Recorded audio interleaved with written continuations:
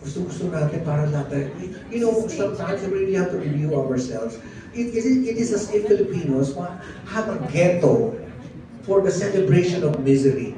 I do not know why we enjoy that. Gusto natin ikikwento kung gaano kami sarap yung buhay natin. At tapos meron lalabas. See, why do we do that? Why? No, gusto natin yun. Ibabalandra pa sa TV, may lalagyan ng music. Kayo, sa mga MDM, tsaka sa TikTok, lalagyan ng music. Why do you do that?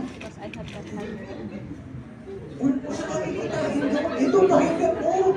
Let us all be excited with this. Do we have the excitement? Tama na drama.